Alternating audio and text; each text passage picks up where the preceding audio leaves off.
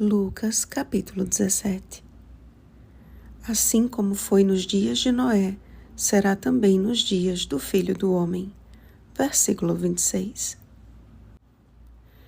É impressionante a mente de Jesus, como ele aproveitava cada ocasião para ensinar e admoestar. Sempre estava no lugar certo, com o fim de alcançar as pessoas certas. Sendo completamente guiado pelo Espírito Santo, não lançava um único olhar, não fosse com o objetivo de salvar.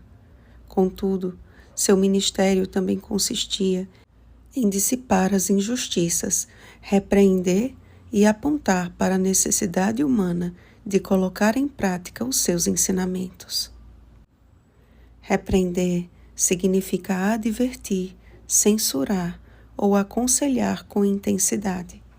Pode não ser, portanto, a forma verbal mais agradável, mas em determinados momentos torna-se a mais eficaz, pois a repreensão franca e cristã nos coloca na posição de instrutores da justiça, ainda que não consiga atingir o resultado almejado.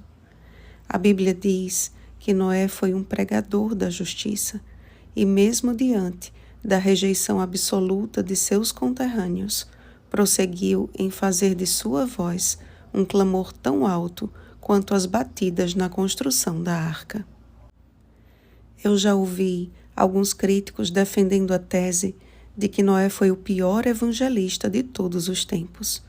Pela não aceitação de sua pregação, julgam seu ministério um exemplo de fracasso evangelístico. Quais foram os métodos específicos que ele usou para difundir a mensagem não sabemos, mas a Bíblia revela o princípio que norteou a sua missão. Assim fez Noé, consoante a tudo o que Deus lhe ordenara. Gênesis capítulo 6, versículo 22. A princípio, a mensagem dada a Noé não foi de todo rejeitada. A gigantesca construção chamou a atenção de todos e, de alguma forma, atraía tanto ouvintes quanto críticos. O mundo ficou dividido entre simpatizantes e acusadores, até que chegou o momento da decisão, e os adeptos apenas a uma simpática cortesia acabaram por finalmente se unir à turba acusadora. Isto, porém, não significou uma derrota para o idoso pregador. Ao compreender a sagrada obra que Deus lhe confiou, também entendeu onde ela deveria começar e triunfar. Contigo, porém, estabelecerei a minha aliança. Entrarás na arca, tu e teus filhos, e tua mulher, e as mulheres de teus filhos. Gênesis capítulo 6, versículo 18. O relato da cura dos 10 leprosos também nos serve de exemplo de que o desejo de Jesus é o de salvar a todos, mas nem todos estão dispostos a voltar para dar glória a Deus. Aquele samaritano foi o único a permitir que o reino de Deus tomasse conta de seu coração.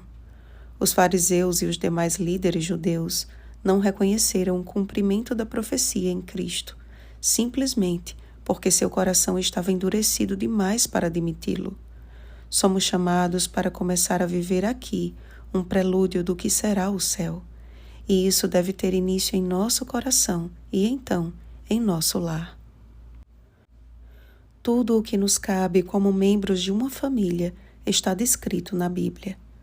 Se cada um cooperar em desempenhar a sua parte, confiante de que Deus completará a obra, a família será a mais poderosa mensagem do amor divino ao mundo, onde todos quantos os virem, os reconhecerão como família bendita do Senhor. Isaías capítulo 61, versículo 9.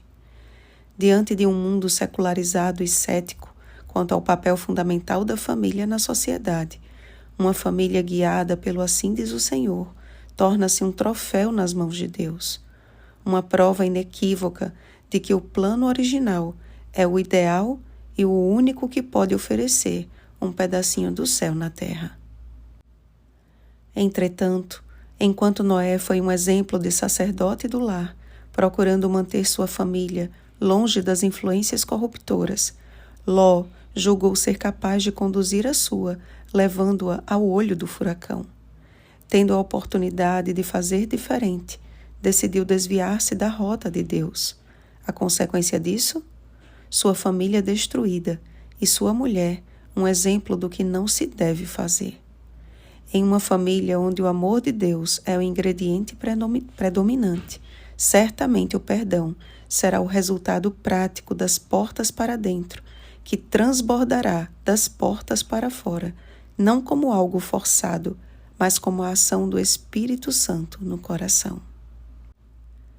Se nós, porém, temos a mente de Cristo, 1 Coríntios capítulo 2, versículo 16, precisamos estar em sintonia com ela. De uma coisa eu tenho certeza, amados. Noé não foi escolhido por Deus simplesmente pelo fato de não participar dos costumes mundanos da época, e sim porque ele conhecia a Deus. E por conhecer a Deus e reconhecer-lhe a voz, exerceu uma influência transformadora sobre a sua família. Noé entendeu que a sua missão principal não era o serviço da arca do Senhor, mas em servir ao Senhor da arca. Está chegando o glorioso dia do Senhor. Que estejamos prontos para dar glória a Deus em alta voz, agradecendo-lhe e dizendo: Eis-me aqui e os filhos que o Senhor me deu. Isaías capítulo 8, versículo 18. Oremos, amados. Pai nosso, Senhor do céu e da terra, graças te damos por tuas palavras de advertência e repreensão, que nos educam na justiça e nos ajudam a discernir situações de perigo. E que tempos perigosos temos vivido, Senhor. Tais como nos dias de Noé e como nos dias de Ló, estamos vivendo às vésperas do juízo definitivo. Sustém-nos em tuas poderosas mãos e batiza-nos com teu Espírito. Em nome de Jesus. Amém. Vigiemos e oremos. Uma feliz semana, famílias de Deus. Oremos pelo batismo do Espírito Santo. Oremos uns pelos outros. Rosana Garcia Barros.